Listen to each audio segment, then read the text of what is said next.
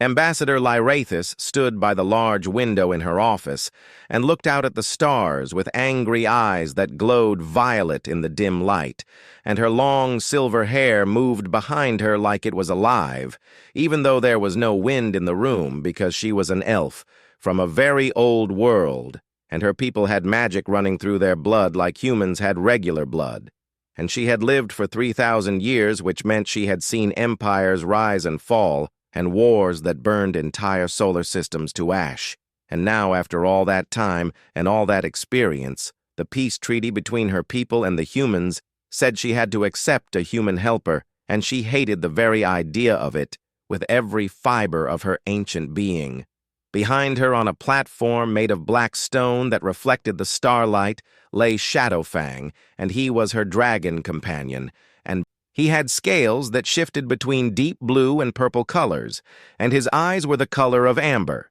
and they watched everything with intelligence that was older than most human civilizations. And right now he could feel his rider was upset because they were bonded in a way that went deeper than words or thoughts, and he lifted his massive head and made a low sound in his throat that was part growl and part question. Lyrathis turned to face her dragon and spoke in their ancient language, which sounded like music mixed with wind chimes. And she said the humans were sending someone to be her cultural liaison, which was just a fancy way of saying babysitter. And it was insulting because she had been doing diplomacy since before Earth even had space travel, and she did not need some short-lived primitive creature telling her how to do her job. And the peace treaty might say she had to accept this arrangement, but it did not say she had to like it or make it easy for the human. The door chimed, and Lyrathis straightened her back and smoothed down her robes, which were made of fabric that seemed to be woven from starlight itself,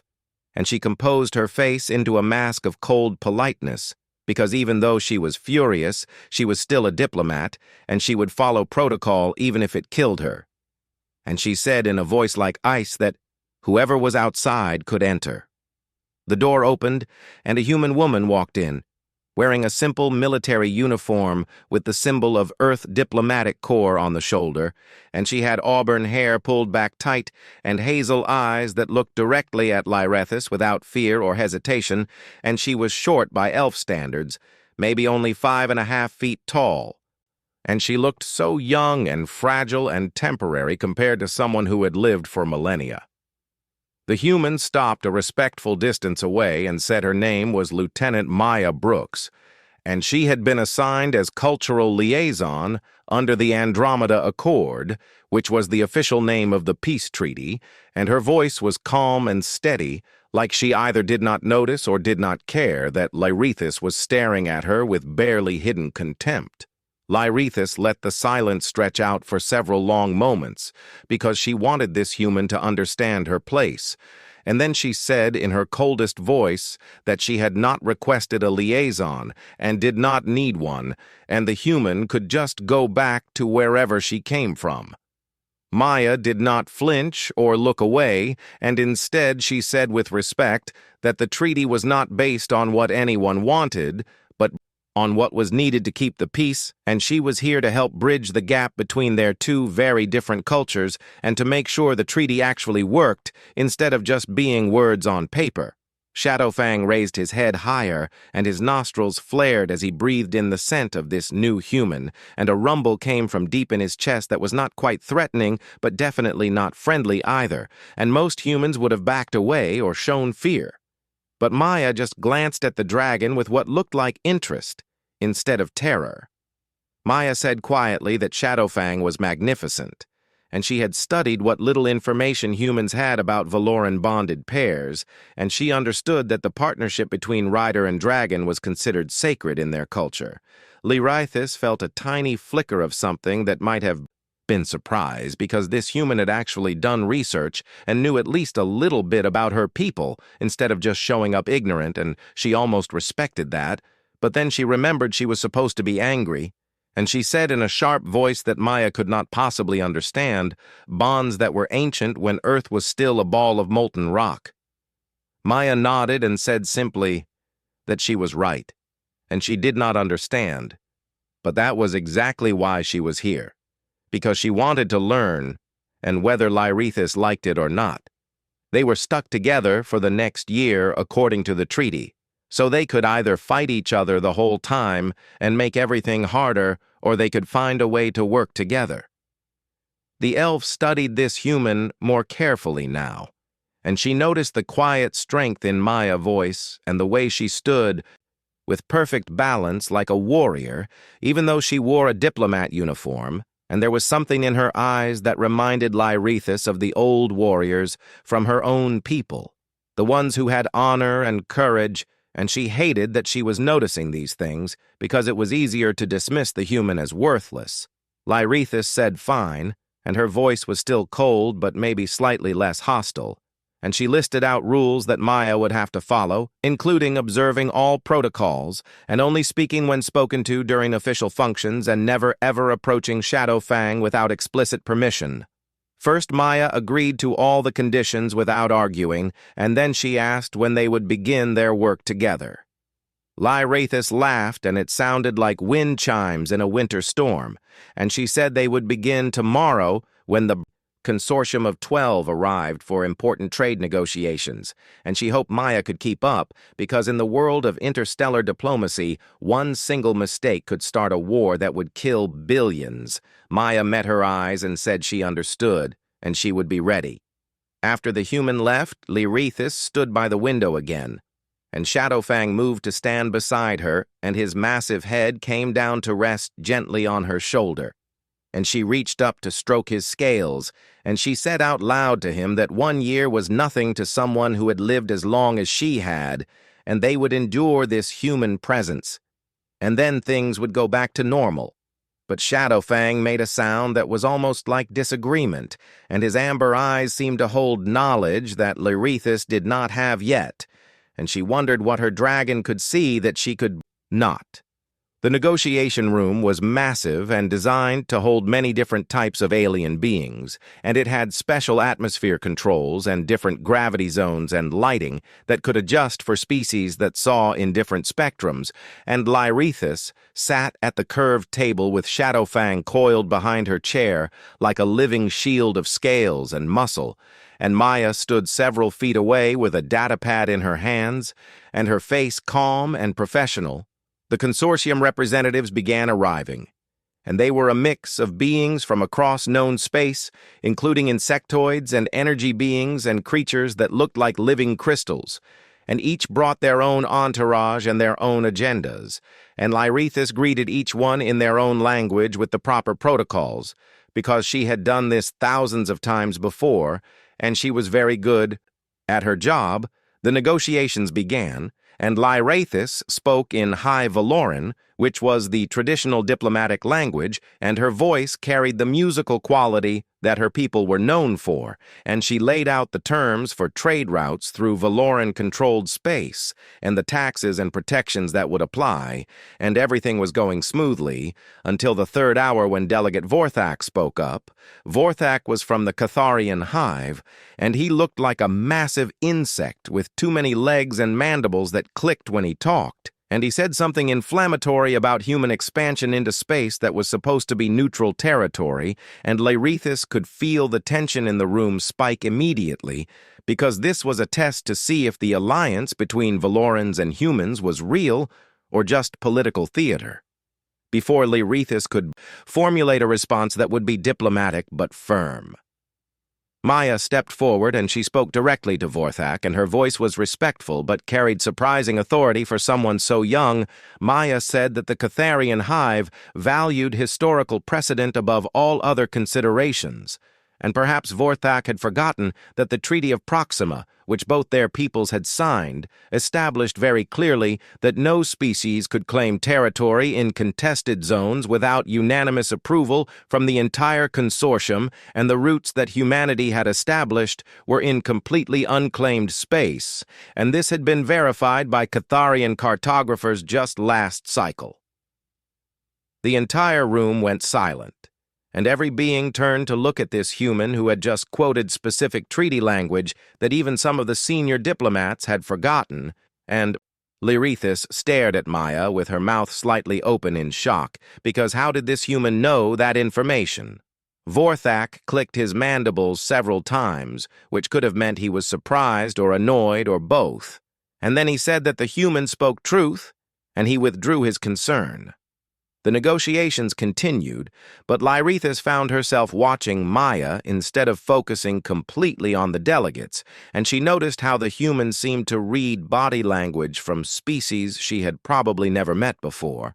And when the Fraxian ambassador started showing signs of breathing problems, Maya quietly adjusted the atmospheric controls without being asked. And when the Luminar delegate had a translation malfunction, Maya had a backup system ready in seconds.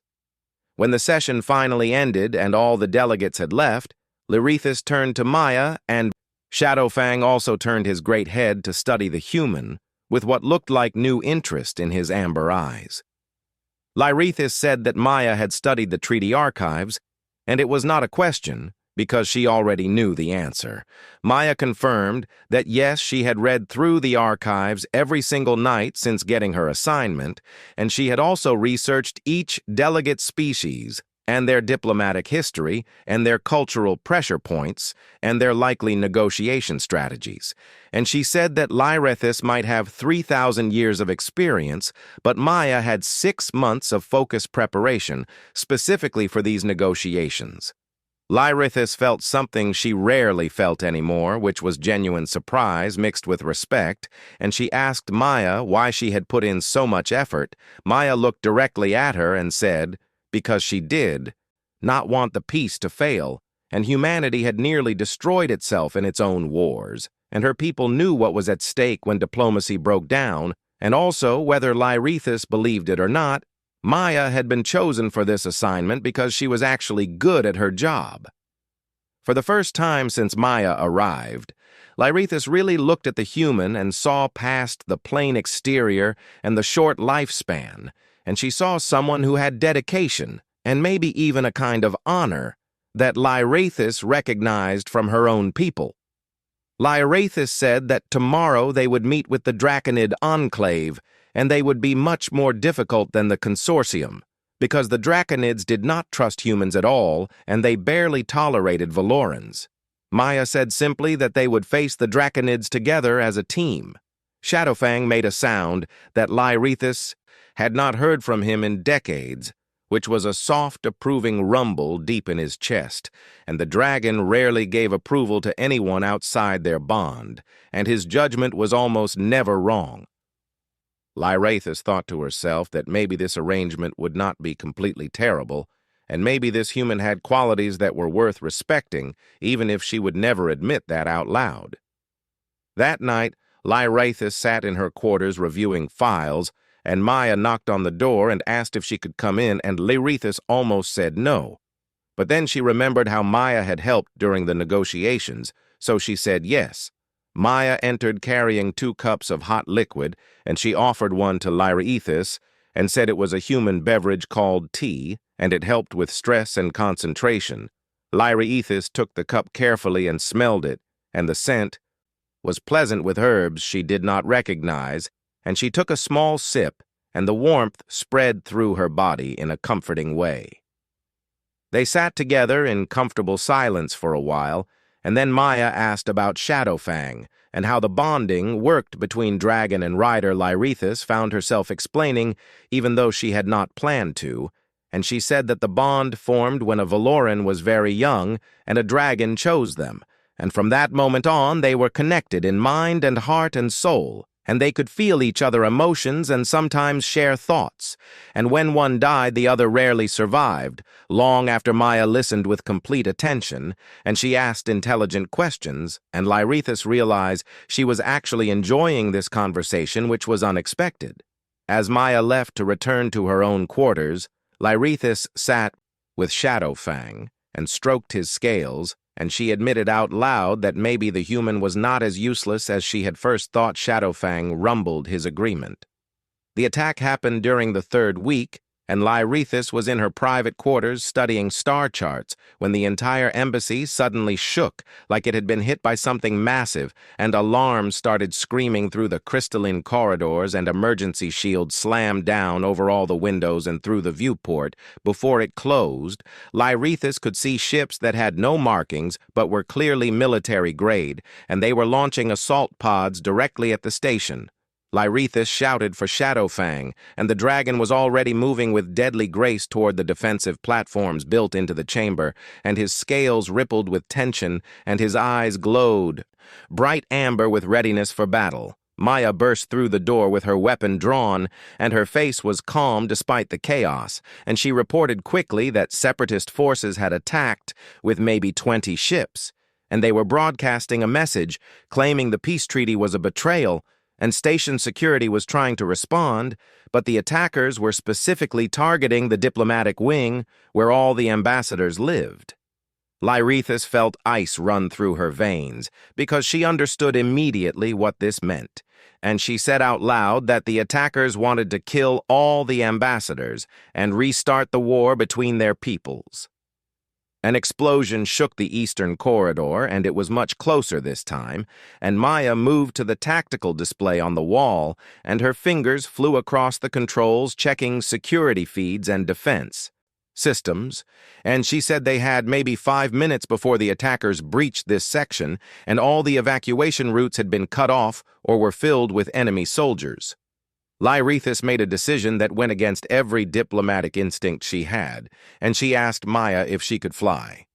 Maya looked confused and asked in what vehicle Lyrithis said on Shadowfang. Maya's eyes went very wide, and she reminded Lyrithis that the ambassador had specifically ordered her never to approach the dragon without permission. Lyrithis said she was giving permission right now because the only way out was through the hangar bay, and security could not hold off the attackers long enough, and Shadowfang could carry them both, but Maya would need to trust her completely. Another explosion hit even closer, and the room filled with smoke, and Maya holstered her weapon and said, "What do I need to do?" Lyrithis grabbed Maya's hand and pulled her toward Shadowfang, and the dragon lowered himself close to the floor, and Lyrithis jumped onto his neck with the ease of 3,000 years of practice, and she reached down toward Maya and said, "Grab my hand and do not let go." Maya seized her wrist, and Lyrithis pulled her up with strength that surprised the human, and Maya settled behind the elf and gripped the dragon scales with both hands so tight her knuckles turned white. Lyrithis commanded Maya to hold onto her waist, and Maya's arms wrapped around the elf body and held on tight. The wall exploded inward, and armed figures in combat armor poured through with weapons raised and firing, and Lyrithis did not hesitate, because hesitation meant death, and she spoke one word in Old Veloran, and Shadowfang mouth opened wide. Blue-white fire erupted from the dragon throat, and it was not regular fire, but magical flame that burned hotter than stars, and the attackers dove for cover as the fire washed over their position and melted their armor.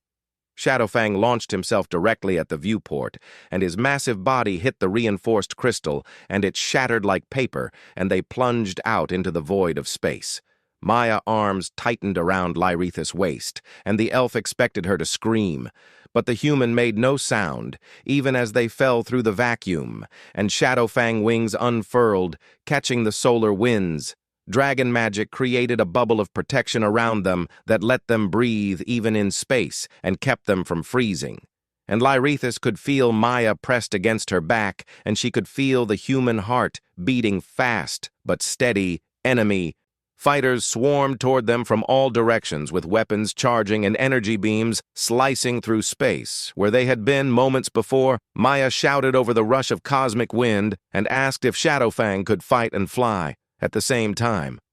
Lyrithis said, "Watch and learn." Shadowfang dove straight down toward the planet below and twisted between laser fire with impossible agility that came from thousands of years of aerial combat, and his tail lashed out like a whip and caught one fighter and sent it spinning into another in an explosion of metal and fire.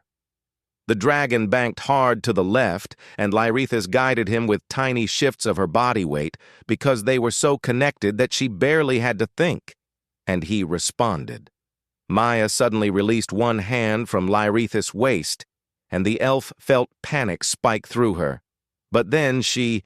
heard the sharp crack of Maya weapon firing, and a fighter that had gotten behind them exploded as 3 shots punched through its cockpit with perfect accuracy. Lyrithis shouted back, asking how Maya had made those shots. Maya said she was trained in zero-gravity combat, and Shadowfang flew with patterns similar to atmospheric fighters, so she could predict his movements and compensate for them. They fought together, moving as one unit, with the elf directing the dragon and the dragon breathing fire and the human shooting at enemies that got too close, and it was like a deadly dance through space. Shadowfang twisted and dove and climbed, and his fire cleared paths through the enemy ships, while Maya picked off the ones that tried to flank them, and Lyrithis found herself amazed at how quickly the human had adapted to this impossible situation. Station security finally arrived with heavy cruisers that drove off the remaining attackers, and Shadowfang flew toward the human dreadnought Liberty, which was the closest safe harbor, and he landed in the emergency bay with surprising gentleness. They slid off the dragon back, and Lyrithis caught Maya as the human legs nearly gave out because the adrenaline was wearing off, and the reality of what they had survived was hitting them both. Lyrithis said quietly that Maya had saved them and saved both their lives. Maya looked up at her, and there was something fierce in her hazel eyes, and she said they had saved each other because that's what partners do. The word partners hit Lyrithis hard because she had never thought of any being except Shadowfang as a true partner, but maybe she had been wrong. Shadowfang lowered his great head and gently nuzzled Maya's shoulder, which was a gesture of acceptance and trust that the dragon had never shown to any outsider in all his long life. Lyrithis thought to herself that there was definitely more to this human than she had ever imagined possible. The attack changed everything, and suddenly the peace treaty was in real danger because intelligence reports started flooding in from every direction, showing that the separatist movement was not just a small group of extremists, but a massive, well-funded coalition of hardliners from multiple species who believed the peace threatened their power and their way of life. Lyrithis stood in the war room aboard the Liberty, surrounded by holographic displays that showed troop movements and threat assessments from across a dozen star systems, and Maya was at her side because after the attack, Maya had been granted high-level security clearance, and the human had barely slept in 3 days as she coordinated between Earth Military Command and the Valoran Fleet Admiral Kate Morrison, who commanded the human fleet, studied the tactical displays with a grim expression, and she said the separatists were going to hit the final signing ceremony, which was scheduled to happen on Sanctuary Station in 2 weeks, and every major ambassador would be there, including the Sovereign of Valora. And Earth Secretary General Lyrithis agreed and said it would be the perfect target, because if they killed all the leadership of the peace movement in one strike, then the treaty would die with them, and both peoples would slide back into war. Commander Zarthel, who was a Valoran military officer, with scars from the old wars, slammed his fist on the table, hard, enough to make the displays flicker, and he said they should cancel the ceremony and postpone everything until they had hunted down and eliminated every single separatist. Maya said quietly that they should not cancel, and everyone in the room turned to stare at her because she was the most junior person there. Maya said that if they canceled, then the separatists had already won, because they would have proven that terror works and that they could dictate the actions of legitimate governments, and the ceremony had to happen as scheduled. Zarthel growled that her plan was suicide and asked if she wanted to sacrifice hundreds of diplomats just to make a political point. Maya's face hardened, and she said no, she wanted to trust their people to do their jobs, and they knew the attack was coming, and they knew the enemy tactics, so they should prepare properly and set a trap and show the separatists that peace was stronger than hate. Lyrithis felt pride surge through her chest, and she said Maya was absolutely right, and they would evacuate all non-essential personnel and triple the security and position rapid response teams and let the separatists come if they dared. Over the next week, Lyrithis and Maya worked together almost constantly, and they coordinated with security forces from dozens of different species and established overlapping defensive grids and positioned warships in strategic locations. And Lyrithis handled all the political maneuvering to make sure the other ambassadors understood the risks, but stayed committed while Maya managed every tactical detail using her military background. Late one night, when they were reviewing the final security protocols for probably the 20th time, Lyrithis found herself watching Maya. Instead of the displays, and the human auburn hair had escaped from its braid and fell around a face that was lined with exhaustion, but her hazel eyes were still sharp and focused. Lyrithis asked suddenly why Maya cared so much about this when she was young, even by human standards, and could have chosen a much safer posting somewhere quiet. Maya looked up from her datapad and said her grandmother had fought in the last war back when humanity almost destroyed itself over resources and ideology, and her grandmother had seen entire cities turned to glass and millions of people dead, and she had made Maya promise that if she ever had the chance to choose peace over war, she would take it no matter what the cost. Lyrithis said softly that Maya grandmother sounded like a wise woman. Maya smiled and said her grandmother would have liked Lyrithis because she always said the strongest people were the ones who chose mercy. When they had the power to destroy, Lyrithis felt something tighten in her chest, and she said that in 3,000 years she had seen countless wars and lost friends and lovers and entire cities. She had called home, and she had chosen diplomacy because she was tired of burning worlds, but sometimes she wondered if peace was even possible. Maya reached across the table and placed her hand over Lyrithis' hand, and the gesture was simple and very human, but it carried a warmth that surprised the elf. Maya said peace was possible if they made it possible, and they could do it together. Shadowfang, who had been dozing in the corner, opened one amber eye and made a sound of approval. The day of the ceremony finally arrived, and Sanctuary Station gleamed like a jewel against the stars, and it was filled with delegates from across the entire galaxy, and Lyrithis wore her formal robes of silver and blue, while Maya stood at her side in a crisp diplomatic uniform, and they moved through the crowds hyper-aware of every shadow and every potential threat.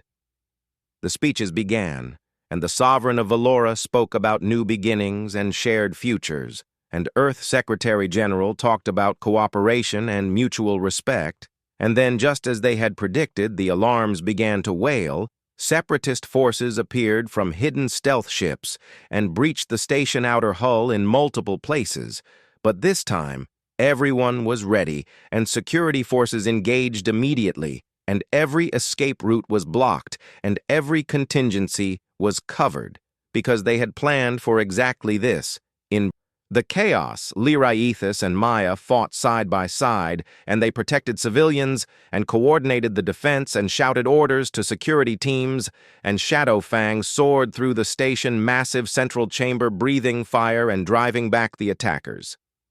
The battle was fierce but short because the Separatists had expected surprise and panic, but instead they found prepared defenders and coordinated response, and within an hour every attacker had been captured or eliminated. When it was over and the smoke was clearing, the treaty was signed right there in a hall that was still damaged from battle, and Lyrithis pressed her seal to the document with Maya standing beside her. As she made her mark, Lyrithis realized something important, and it was that this human had become more than just a liaison or a colleague. Maya had become a true friend. 3 months after the signing ceremony, Lyrithis stood on the observation deck of the Valoran flagship Star Whisper and watched Earth rotate slowly below them in its orbit around the sun, and Maya stood beside her in silence, and between them hung words that neither had spoken yet, but both felt deeply.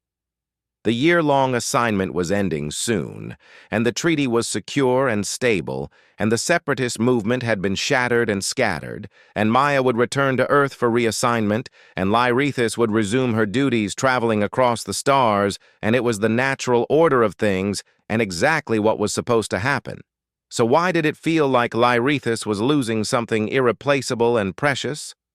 Maya said quietly that she had been offered a new position, and Lyrithis felt her heart stop beating for a moment. Maya explained that Earth wanted to send their first permanent ambassador to the Velaran homeworld, and it would be a 5-year posting, or maybe even longer. Lyrithis asked what Maya had told them. Maya said she had told them she would think about it, because it would mean leaving everything she knew behind and learning a whole new world with new customs and new languages and living among people who aged so differently than humans did. And she paused and then said, but it would also mean continuing to work with Lyrithis. Lyrithis asked in a voice that was barely a whisper if that was what Maya wanted. Maya smiled, and it transformed her entire face and made her look younger and happier. And she said she had learned something important over the past months, and humans had a saying that home is where the heart is, and for the first time in her life, she understood what that actually meant. Lyrithis reached out slowly and took Maya, hand in hers, and their fingers interlaced elf and human starlight and earth. And she said that in Valoran culture there was a concept called Shaltaris, which meant a bond between souls that transcended time and species, and she had felt it only once before in her long life, and that was with Shadowfang. Maya whispered and asked if Lyrithis felt it. Now Lyrithis said yes, she felt it with Maya too. Shadowfang appeared then gliding silently through the corridor on wings that made no sound, and he joined them on the observation deck, and the dragon lowered his great head and nuzzled first Lyrithis and then Maya, and it was his blessing on their bond. Maya laughed and tears streamed down her face, and she said she would hate to disappoint a dragon. They stood together, watching Earth and the stars and talking about the future, and Lyrithis realized that the treaty had brought peace between their peoples, but something deeper had formed in its shadow, and it was a friendship forged in fire and fear and tested by war and sealed by trust. Lyrithis had lived for 3 millennia and would live for many more, but she knew that these years with Maya Brooks would shine brightest in all her memories. And Maya was the human who had taught an ancient elf that connection was not measured in centuries, but in moments of shared courage and in laughter during dark times and in hands held against the void. Lyrithis said the Valoran homeworld was beautiful this time of cycle, with crystal forests that sang in the wind and mountains that touched the sky and dragons everywhere. So many dragons, Maya asked with mock concern if the other dragons would like her. Lyrithis said that Shadowfang liked her, and that was recommendation enough for any dragon. And besides, Maya would love the world that had raised Lyrithis, and she would show the human everything and teach her their ways and introduce her to her people. Maya said she would teach Lyrithis more about humanity too, because they were a young species, but not without their own wonders, and Lyrithis had seen human determination and diplomacy, but she had not experienced their music or their art or their stubborn refusal to accept that anything was impossible. They talked long into the night cycle, making plans and sharing dreams, and when Maya finally departed for Earth to collect her belongings and accept the ambassadorial posting officially, Lyrithis felt the absence like a physical ache in her chest. But the ache was temporary, because Maya would return, and together they would navigate this new chapter of their lives as an elf diplomat and a human ambassador, and as partners in peace, and as friends bound by something deeper than duty or obligation. Shadowfang curled around Lyrithis as she watched Maya shuttle depart, and the dragon rumble was almost like a laugh, because the great beast had known from the very first moment what Lyrithis had been too proud to see. Sometimes the most unexpected bonds were the strongest ones, and sometimes peace came not from treaties and politics, but from two people choosing to see past their differences and find the connection that made them whole and complete. As Earth receded behind them and the Star Whisper set course for the Valoran homeworld, Lyrithis smiled a real, genuine smile. The war was over, but the adventure was just beginning, and she would face it with her dragon and her human friend by her side. Maya returned 3 weeks later with a single bag of belongings and a smile that lit up the entire docking bay, and Lyrithis met her there with Shadowfang, and when Maya stepped off the shuttle, the dragon lowered his head and let the human stroke his scales. They left Earth behind and traveled through the stars toward the Valoran homeworld, and along the way Lyrithis taught Maya their language and their customs, and Maya taught Lyrithis about human culture, and they learned together what it meant to build a friendship across species. When they finally arrived at the homeworld and Maya saw the crystal forests for the first time, her face filled with wonder, and Lyrithis knew she had made the right choice. This was just the beginning of their story together.